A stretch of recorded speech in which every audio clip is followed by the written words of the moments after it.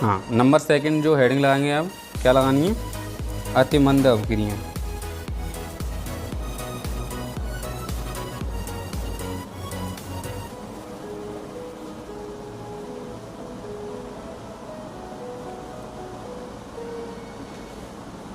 अतिमंद अवक्रियाएं, या फिर इंग्लिश में क्या कह सकते हैं हम इनती, वेरी स्लो रिएक्शन। रिएक्शन, ठीक है, वेरी स्लो रिएक्शन। दिख तो रही है ना, पेन चेंज कर ली तू, चलो। वेरी स्लो रिएक्शन, जाके अंदर लिखेंगे यह अवक्रियाएं बहुत धीमी होती हैं।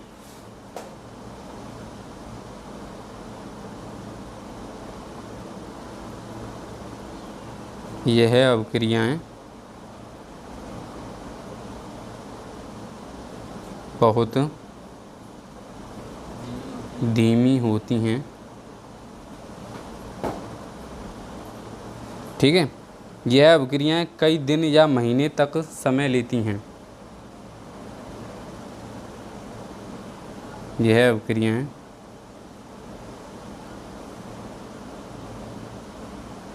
कई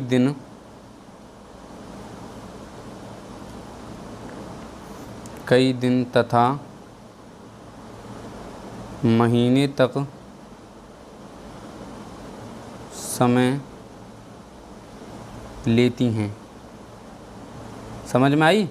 मतलब कि इतनी स्लो होंगी। हमने तो हम कितनी देर को इंतजार कर सकते हैं, ज़्यादा से ज़्यादा 20 मिनट को, कि 20 मिनट में अवक्रिया आ जाए तो अम्बा को, ठीक है, तो अम्बा को परीक्षण कर लेंगे। अब एकदम 10 सेकंड में अवक्रिया आ रही है तो बाकी कहें तो भैया भगवानी माले के बिना हम पढ़ ही ना सकती, ठीक है।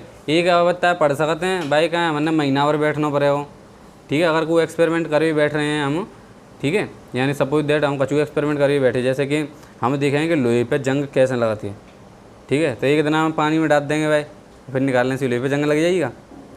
तो लोहे पे जंग लग भी करीबन 1-2 महीना लगाते हैं, वो ज़मीन के अंदर गाड़ेंगे तब ऐसी जंग ना लगाती, ठीक है।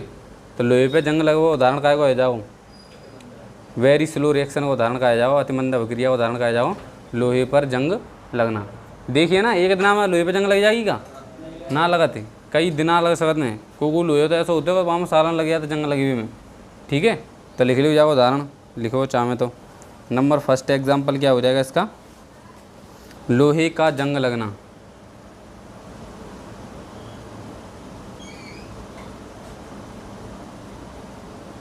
लोहे का जंग लगना, ठीक है। लोहे का जंग लगना सेकंड कराएंगे,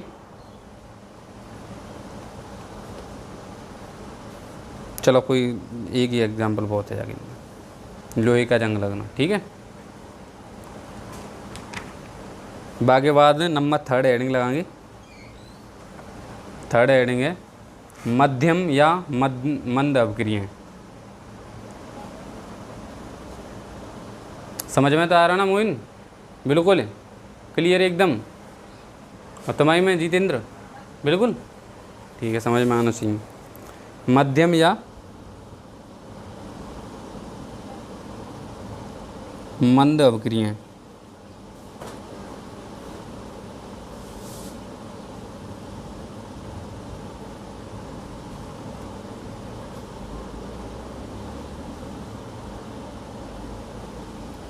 मध्यम या मंद अवक्रियाएं, ठीक है। चलो जाके अंदर लिखेंगे इस प्रकार की अवक्रियाएं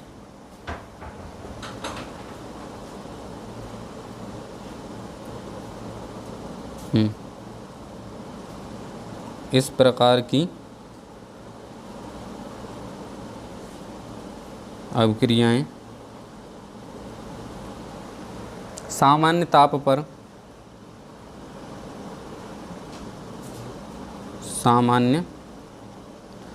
पर मापनीय दर से आगे बढ़ती हैं। मापनीय दर से आगे बढ़ती हैं। मापनीय दर से आगे बढ़ती हैं, ठीक है। यानी कि समय के साथ हम जिनने माप सकते हैं कि अभी अवक्रिया कितनी बची है, कितना टाइम और लगेगा या कंप्लीट है में, ठीक है। तो जे अभिक्रिया ने हम पढ़ सकते कि ना पढ़ सकती।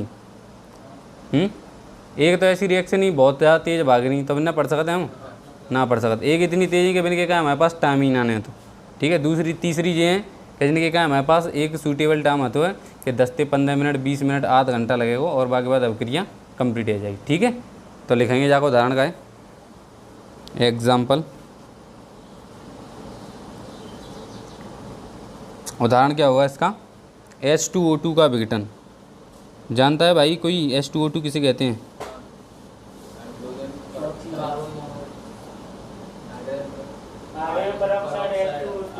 ठीक है, क्या होता है? Hydrogen peroxide. ठीक है, संरचना कैसी होती जाएगी कोई जान दो? संरचना खुली हुई किताब की तरह। ठीक है, ओपन बुक लाइक स्ट्रक्चर, ऐसे करके नहीं और ऐसे करके ऐसे होती है। ठीक है, ओपन बुक लाइक, ऐसे करके नहीं, ऐसे ही तो किताब खुली होती है ना, तो ज़्यादा तरीका से मान सकते हो। ओपन बुक लाइक स्ट्रक्चर होती है। ठीक, चलो समझ में आई?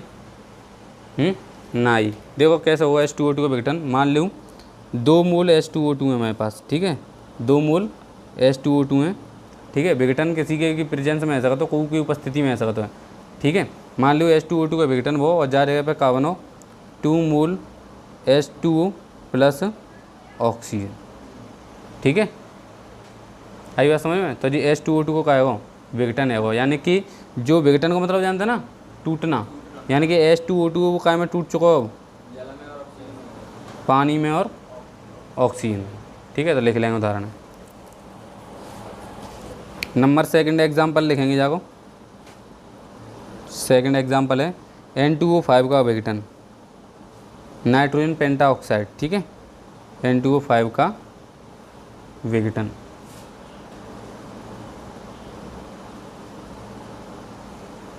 ठीक, वही 2 मोल N2O5 लेंगे हम यहाँ पे, फिर बाकी बात क्या हो जाकर विघटन हो तो काम बदल जाओ। ठीक है, जे एक अनस्टेबल प्रोडक्ट है, यानी कि अस्थाई है। ठीक है, तो जी स्थायी रूप में जाओ अपनी में, तो वो कौन सा स्थायी रूप है जाओ? N2O4 एक स्थायी रूप है।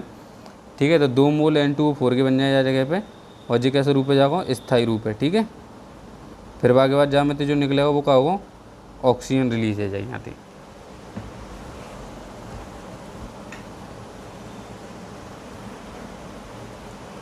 यहाँ तक समझ में आ चुको? पक्को? चलो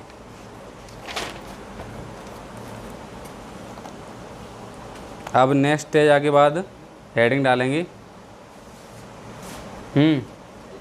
समझ में आएगा पूरा? तीनों तरह की अभिक्रियाएँ समझ में आएगी, तीव्र, अति मंद और मंद अभिक्रिया। ठीक है, अब देखो, अब हेडिंग लिखेंगे। अब अभिक्रिया की जो दर है, यानी अभिक्रिया को वेग है, वो हम कैसे निकालें? ठीक है, हम दोनों का तो हम इंटरेस्ट ही ना नहीं, एक में इंटरेस्ट नहीं, अब वो निकालें कैसे हम? ठीक है, बाबा को फॉर्मूला होना चाहिए भाई हमारे पास, तभी तो हम निकाल पाएंगे कि इतने समय में इतनी अभिक्रिया आ चुकी है और बाकी बात जो है वो ख़त्म हो जाएगी। यानी कि 10 मिनट में कंप्लीट होनी है तो 5 मिनट में आधी होगी और 10 मिनट में पूरी होगी। तो जाए निकाले भी क्या कचूना फॉर्मूला तो होना चाहिए। 10 मिनट 5 मिनट हम आंसर कहाँ से दे रहे हैं। ठीक है, तो लिखेंगे जाके अंदर तुम हेडिंग लगाएंगे अभिक्रिया की दर।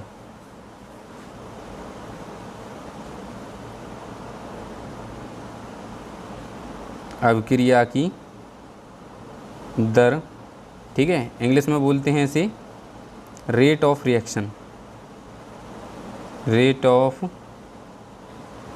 रिएक्शन, यहाँ तक कोई भी दिक्कत नहीं होनी चाहिए किसी भी बच्चे को।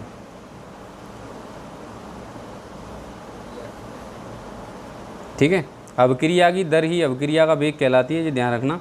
ठीक है, दर का मतलब क्या है? बुई। दर का मतलब है समय के सापेक्ष में देखना। और वेग भी क्या होता है? वेग भी क्या है? वेग का फॉर्मूला याद है किसी को? वेग क्या होता है? दूरी बट्टे समय। तो वेग भी क्या है? एक समय के सापेक्ष में देखते हैं ना हम, वेग भी तो समय के सापेक्ष में देखते हैं। तो अभिक्रिया की दर या वेग दोनों एक ही बात है, कभी कन्फ्यूजन नहीं होना चाहिए। ठीक है, तो लिखेंगे जाके अंदर सभी। लिखो इकाई समय में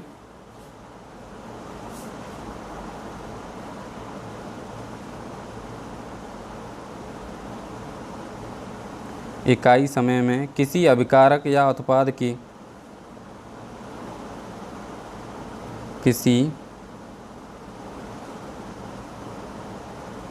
अभिकारक या उत्पाद के सांद्रण में परिवर्तन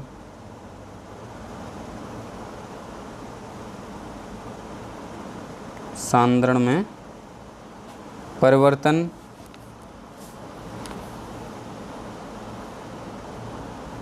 सांद्रण में परिवर्तन अभिक्रिया वेग कहलाता है।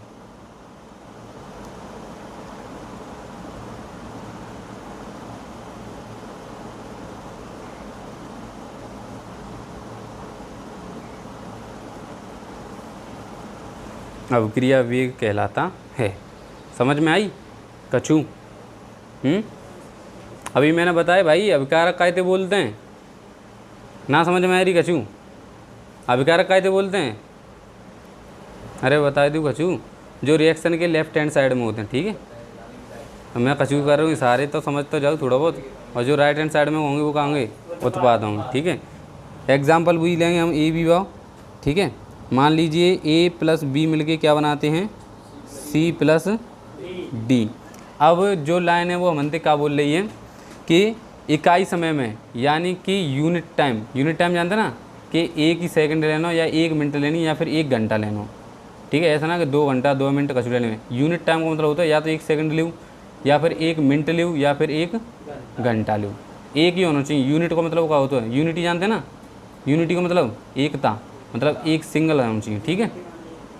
ठीक आई बात समझ में?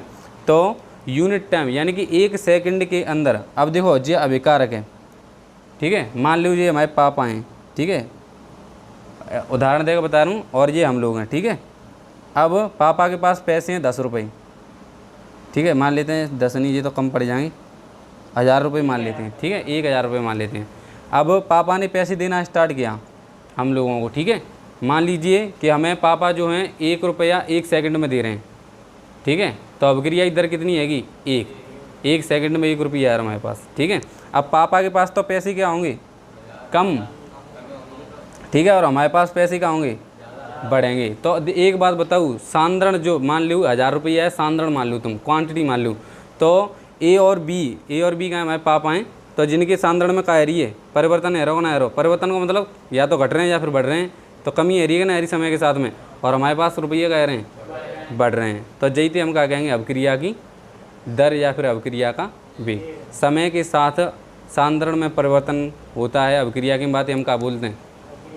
अभिक्रिया का वेग, ठीक है। अब जाए कैसे निकालेंगे हम? जाओ फॉर्मूला लिखेंगे। फॉर्मूला क्या है? लिखेंगे अभिक्रिया वेग,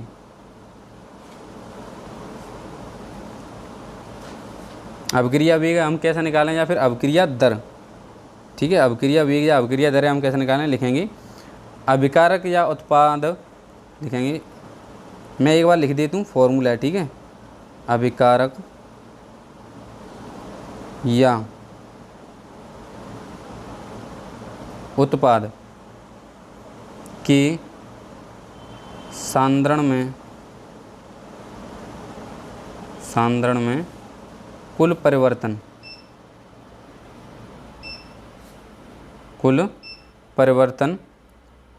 और भट्टी में लिखना है समय अंतराल,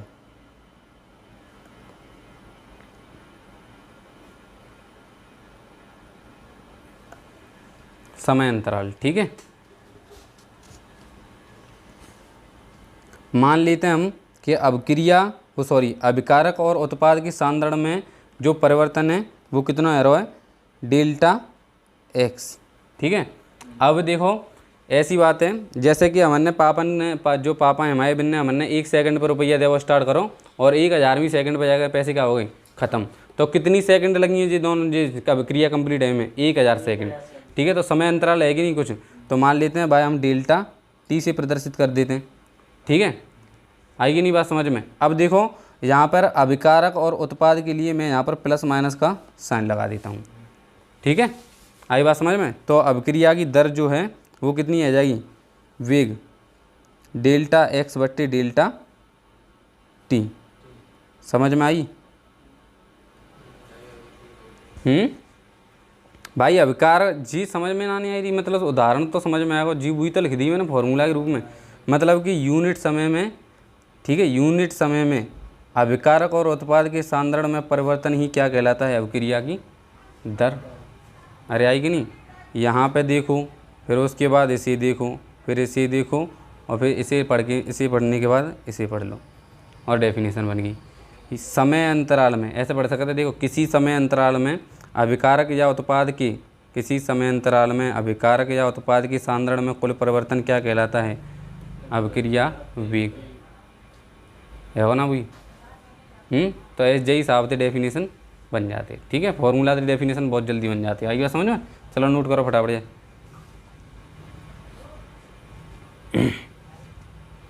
मेरे हिसाब से क्लियर रह चुका हो।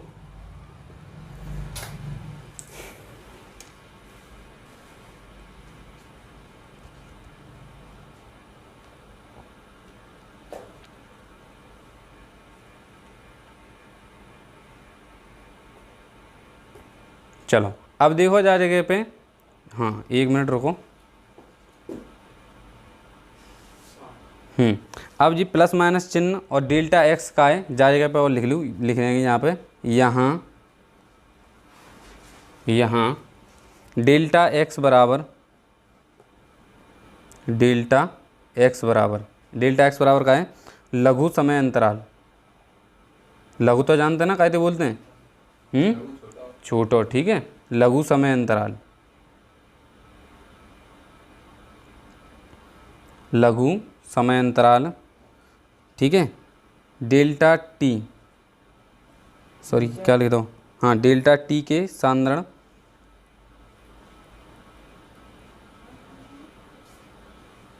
डेल्टा एक्स का है, सॉरी यार जी क्या है वो, डेल्टा एक्स है लघु समय अंतराल डेल्टा टी के सांद्रण, हाँ लघु समय अंतराल सांद्रण में परिवर्तन, हाँ ऐसे लिखेंगे, सांद्रण में परिवर्तन। ठीक है, यानी डेल्टा टी समय में, लघु समय अंतराल में डेल्टा टी थे लघु समय अंतराल से प्रदर्शित करते हैं। ठीक है, डेल्टा टी है सांद्रण में कितना परिवर्तन है। ठीक है, डेल्टा टी समय में।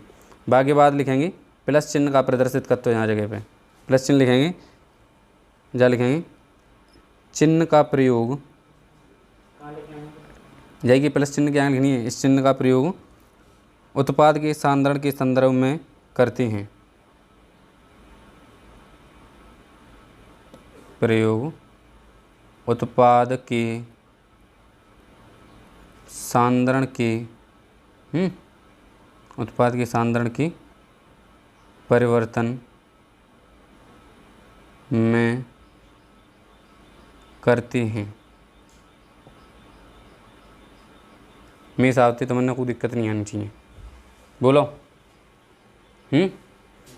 प्लस चिन्ह का मतलब क्या होता है? अरे यार वही बात, प्लस का मतलब क्या होता है?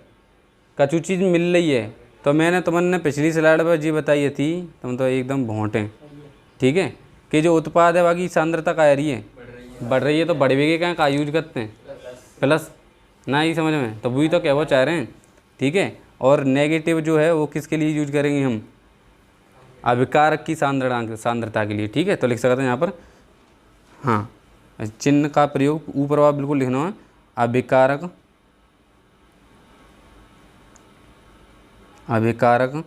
सांद्रता, हाँ अभिकारक सांद्रता क्या लिख दी मैंने, अभिकारक की सांद्रण की परिवर्तन में करते हैं। कोई दिक्कत? अब अभिकारक जो जानते हैं ना, अभिकारक कहते बोलते हैं, वो तो समझ में आ चुकी होगी। अभिकारक की सांद्रता का होगी समय के साथ घटेगी, और उत्पाद की क्या होगी? बढ़ेगी। तो घटेगी भाई का माइनस क्वेश्चन और बढ़ेगी भाई का प्लस क्वेश्चन। डेल्टा एक्स का है डेल्टा टी समय अंतराल में सांद्रण में परिवर्तन, ये लिखिए ना मैंने। अरे नहीं समझ में आई? डेल्टा एक्स का है सांद्रण में कितना परिवर्तन है, रो वो कितने टाइम में, तो वही तो बोलिए ना मैंने कि डेल्टा एक्स जो है वो क्या लघु समय अंतराल यानी डेल्टा टी। ठीक है, डेल्टा टी समय अंतराल में सांद्रण में परिवर्तन। क्लियर है यहाँ तक? बिल्कुल। चलो तो लिखेंगे जाके बाद लास्ट स्लाइड और चलो लिखो। अभिक्रिया होने के दौरान, हाँ एक हेडिंग और लगा लूँ, नहीं नहीं, हेडिंग लगानी है, हेडिंग लगानी है, हेडिंग, हाँ हेडिंग लगाएंगे। औसत अभिक्रिया वेग,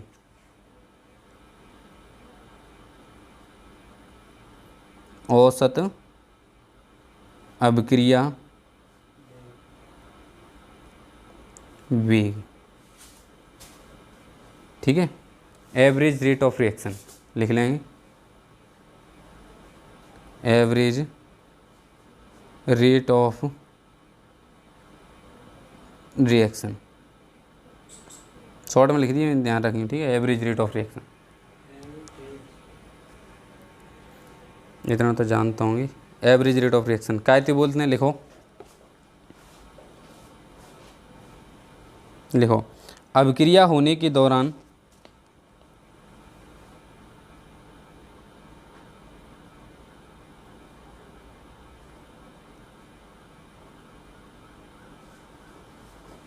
अभिक्रिया होने के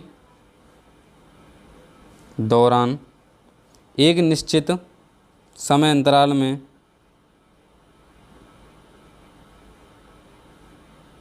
एक निश्चित समयांतराल में एक निश्चित समय अंतराल में अभिक्रिया का वेग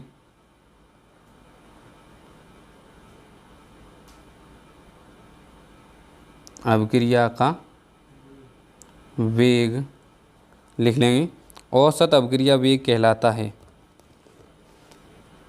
औसत अभिक्रिया वेग कहलाता है। हाँ लिखेंगे, इसे कैपिटल आर से, या तरीके से लिखेंगे, इसे कैपिटल आर से व्यक्त करते हैं, व्यक्त करते हैं, ठीक है। इसे कैपिटल आर से व्यक्त करते हैं। हाँ भाई देखो, कैवी की कोशिश क्या कर रहा है जगह पे, एवरेज रेट ऑफ रिएक्शन मान लेते हैं। हमारे जो पापन ने अमन को रुपया देखो, स्टार्ट करो जब टाइम हो T1, ठीक है। मैं ना करो 1 सेकंड ही, 2 सेकंड ही, जब रुपया ख़त्म है गई, यानी कि अभिकारक ख़त्म है और उत्पाद पूरा बन चुका है, तब टाइम कितना हो T2। तो अब जा जगह पे देखो एक निश्चित समय अंतराल है कि नहीं, पहले तो ये बताऊँगा। निश्चित समय अंतराल का है T1 से T2 ही लग रहा है, ना कि T3, ठीक है। निश्चित समय अंतराल है वो। बाकी बात देखो, जो निश्चित समय अंतराल के दौरान अभिक्रिया को वेग होगा, वही वेग थे हम क्या कहेंगे, औसत अभिक्रिया वेग मान लेते हैं हम, ठीक है। ए जो है वो किस में परिवर्तित हो रहा है, बी में, ठीक है। हम जाए कहाँ देखेंगे, ए कहाँ में परिवर्तित है, बी में, ठीक है। अगर मैं जा जगह थी एवरेज रेट ऑफ रिएक्शन निकालना चाहूँ तो कैसे निकलेगी, बोलो भाई। एवरेज रेट ऑफ रिएक्शन निकालना चाहूँ, एवरेज का मतलब जानते हैं ना, औसत। औसत कैसे निकालते हैं, औसत ना जानती वो भैया, औसत ही ना जानते, औसत कैसे निकालते हैं, मैं तो पढ़ लो भाई साहब, कैसे कैसे रह गए। औसत ये भगवान, औसत 8वीं क्लास से आया तो मैथ में, चलो कोई दिक्कत ना आती। औसत कैसे निकालते हैं, फाइनल माइनस इनिशियल, यानी कि प्रारंभ, हाँ अंतिम में तो क्या घटा देंगे, प्रारंभिक के घटाए देंगे, और वहाँ में जो समय लगाओ वही समय से हम भाग दे दें, तो कहाँ निकल आओ तुम औसत, ठीक है। जैसे मैंने तुमसे कही कि औसत वेग बताओ, औसत त्वरण बताओ, तो क्या करेंगे, पहले जो हमारी जो ऐसे मान लीजिए तुम है, ठीक है, पहले तुम भाग रहे 10 की स्पीड थी, ठीक है, फिर बाद में तुम्हारी स्पीड बढ़ के आएगी कितनी, 20, ठीक है। समय जा जगह पे 0 जनते तो चालू करो तुमने, और जा जगह पे 7 जाएगा कितने होगा, 10 सेकंड, ठीक है। अब क्या करेंगे, हमने औसत वेग निकालना है, तो औसत वेग का फॉर्मूला क्या होता है, विस्थापन बट्टे समय, ठीक है। क्योंकि वेग कैसी क्वांटिटी है, वेग एक सदिश राशि है, ठीक है। चाल में और समय, बस चाल में और वेग में कछु अंतर मालूम है तुमने, चाल का फॉर्मूला क्या होता है, दूरी बट्टे समय होता है ना, ठीक है। और जो आपका वेग है वो को फॉर्मूला क्या होता है, विस्थापन बट्टे समय। विस्थापन और दूरी में अंतर जानते का, जैसा कि मैं तुमसे कहूँ, हाँ मैं एक एग्जांपल और समझा दी, उनको दिक्कत ना है, समय तो है चुका। जैसे कि जे अमन है, ठीक है, अमन जा जगह पे खड़ा हो, ठीक है। मैंने कही अमन थी कि जा भाई, जा कॉर्नर पे आना थे, चल के नहीं, दो रास्ता आए हुए के, तीसरा रास्ता ना हाथ पर। ठीक है, एक रास्ता तो ये है कि तुम जाते जाएगा नहीं आ जा में, और एक रास्ता ये है कि शॉर्टकट पकड़ ले में जाते तो पहुँच जाएंगे। ठीक है, अगर जा रास्ता जाएंगे तो जाते हम कहेंगे दूरी। ठीक है, अगर जा रास्ता जाएंगे जाते हम कहेंगे विस्थापन। विस्थापन। मान लीजिए ये 4 है और ये 3 है, तो ये कितना होगा 5। ठीक है, तो दूरी तो कितनी है जा जगह पे 7 है, लेकिन विस्थापन कितना है 5। तो जी डिफरेंस हो तो दूरी में और विस्थापन में। ठीक है, अगर तुमने फिजिक्स पढ़ी होती थोड़ी बहुत क्लास 11 के अंदर तो समझ में आता। ठीक है, क्योंकि वहाँ चैप्टर में आती है। ठीक, तो समझ में आएगी ना। तो वही मैं कह रहा हूँ कि अब देखो मैं तुम्हें समझाने की कोशिश क्या कर रहा हूँ कि वेग कैसे निकालें। ठीक है, तो अब तुमने वेग निकालना यहाँ पे औसत वेग। ठीक है, यानी कि एवरेज वेलोसिटी निकालनी है। ठीक है, मैं लिख देती हूँ, कोई दिक्कत ना है। तो हम क्या करेंगे, डेल्टा टी यानी कि फाइनल जो आपका अंतिम है उसमें से हम प्रारंभिक को घटा देंगे। ठीक है, अंतिम कितना है 20 माइनस 10 बट्टे अंतिम समय कितना है 10 बट्टे माइनस के 0। ठीक है, तो यहाँ पे कितना बचा होगा 10 बट्टे 10। तो यहाँ पे तुम्हारा एवरेज जो वेग होगा यानी कि एवरेज वेलोसिटी कितनी आ जाएगी 1, यानी कि जब पूरे समय में 10 सेकंड में जी 1 की स्पीड से भागो, एवरेज वेलोसिटी 1 की स्पीड से जाते कम ना भाई, जाते ज़्यादा ना भाई, लेकिन कोई जगह पर कम आने में कम बढ़ेगी। एवरेज वेलोसिटी बता रहे हैं। ठीक है, कि इतनी चलते चलो वो जी। तो भाई हिसाब से ये अगर तुम अभिक्रिया वेग निकालना चाहते हैं औसत अभिक्रिया वेग, तो भाई क्या करना पड़ेगा तुमने फाइनल कंसंट्रेशन लेनी पड़ेगी यानी कि अंतिम सांद्रता, फिर क्या करना पड़ेगा प्रारंभिक सांद्रता लेनी पड़ेगी। समझ में आई। अब सांद्रता से रिलेट करो भाई, हमने तो केमिस्ट्री के अंदर सांद्रता ही में तो बात करनी है। अंत में जाएगा तुम्हारे पास 1000 रुपये आएगी, तुम्हारे पापा ने दे दी, लेकिन पापा के पास कितनी आएगी 0। ठीक है, यानी कि 1000 हमारे पास पहुँच चुके हैं, पापा के पास कितनी आ चुके हैं 0। ठीक है, बट्टे में समय कितना लग रहा है, समय हैं 1000 सेकंड लग रही हैं। ठीक है, माइनस के प्रारंभ में कितना हो 0। तो जी तो मैंने तुम्हें निकाल के बताया कि वाला अभिक्रिया भी कितना आयो 1 ही तो आ रहा हूँ, 1 की स्पीड से दे नहीं मैं पापा, मतलब 1 सेकंड में 1 सेकंड में 1, तो वो देखो आएगा को नहीं सिद्ध हो। जई वेग थे हम क्या कहेंगे औसत अभिक्रिया वेग। जहाँ जगह पर समय फिक्स कर दो मन ने इतने समय में हम निकालेंगे तो बात हम क्या कहेंगे औसत अभिक्रिया वेग। ठीक है, अगर को तुमने कही कि मान लो जी T1 है, जी T2 है, जी T3 है, 3 समय दे रखे हैं, तुमने पूछी कि सर मुझे तो T2 पे चाहिए जाओ वेग, वो सॉरी औसत अभिक्रिया वेग जाओ T2 पे चाहिए, तो ऐसा तो इम्पॉसिबल है। ठीक है, बात हम कहेंगे तात्क्षणिक अभिक्रिया वेग। तात्क्षणिक एट इंस्टेंट पूछ रहे हैं, तो हम कह रहे हैं कि हम भगते जा रहे यहाँ से वहाँ तक भगत गए। ठीक है, तो एवरेज तो बता दें जहाँ जगह पे कितनी स्पीड 0, वहाँ जगह पे 10 में तो 0 हटा दी, लेकिन मैंने पूछी कि तुम जब स्टैंड के पास पहुँचे तब तुम्हारी स्पीड कितनी, तो भाई वो मनने तो ही ना मालूम, वो तो निकालनी पड़ेगी, बाहर निकाले वो तरीका अलग हो तो। ठीक है, अब भाई हम औसत के बारे में बात कर रहे हैं, तो औसत क्या निकालें अंतिम सांद्रता माइनस फाइनल अंतिम माइनस प्रारंभिक। ठीक है, अंतिम में थे प्रारंभिक के घटाए दें। ठीक है, आई समझ में बिल्कुल। तो ये लिखना हो लिखो, पहले मैं रफ कर दी देखो भगाए सका तो कोई दिक्कत नहीं, कहाँ भैया मालूम ना पर पाई।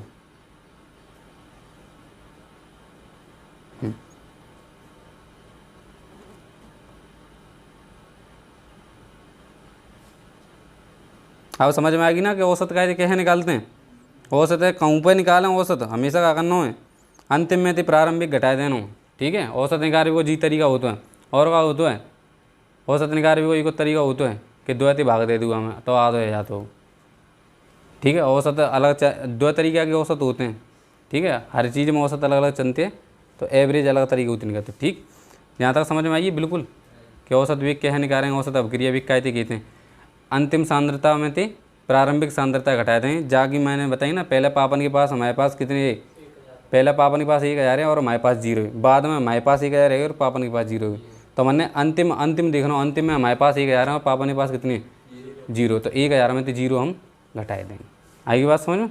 चलो नेक्स्ट और लिख लिया हम थोड़ा सा, फिर उसके बाद कल देखेंगे। ठीक है, तो मैं यहाँ से अगर तुमने कहूँ ठीक है, अगर तुम स्मॉल आर से लिखेंगे जाए तो जाके नीचे ऐसे लिखनी पड़ेगी एवरेज।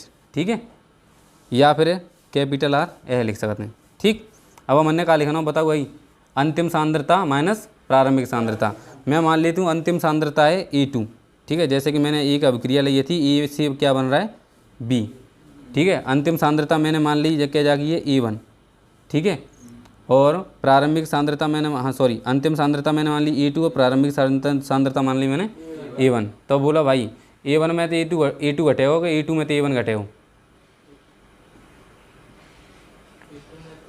A1 घटे हो, ठीक है, समझ में आई। अंतिम में थे प्रारंभिक घटाना, यानी कि हम क्या करेंगे, A2 में से A1 को घटा देंगे, ठीक है। मैंने माना कि अंतिम समय जो था वो था T2 और प्रारंभिक समय जो था वो था T1।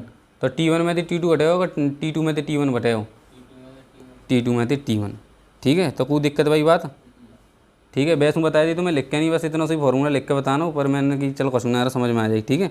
तो जा फॉर्मूला लिख लो, ठीक है। और सांद्रता हमेशा देखो, सांद्रता की जब वो बात आवे तो हमेशा जा ब्रैकेट में बंद करनी है जी, ध्यान रखियो, क्योंकि जी सांद्रता को चिन्ह हो तो कंसंट्रेशन को जो चिन्ह है जी, जो ब्रैकेट है ना, यूँ करके नहीं, केमिस्ट्री के अंदर कहूँ ब्रैकेट दिख जाए को, मान लीजिए के अंदर A लिख रही है, तो बाद अब जाके यहाँ लिख रही है A बराबर 10 मोल, तो जी का दे रखो हो जाओ, सांद्रता दे रखी है, अगर डिब्बा के अंदर बंद है तो, ठीक है। अगर सिंपली तुमने कह दी है कि A बराबर 10 मोल, तो ये जाके नंबर हैं, नंबर हैं ये जाके, ठीक है। नंबर में और कंसंट्रेशन में अंतर हो तो, ठीक। चलो नोट कर लियो फटाफट, और फिर बाकी को तो मैंने बताएंगे कल, ठीक है। वीडियो बंद कर दे वहाँ से।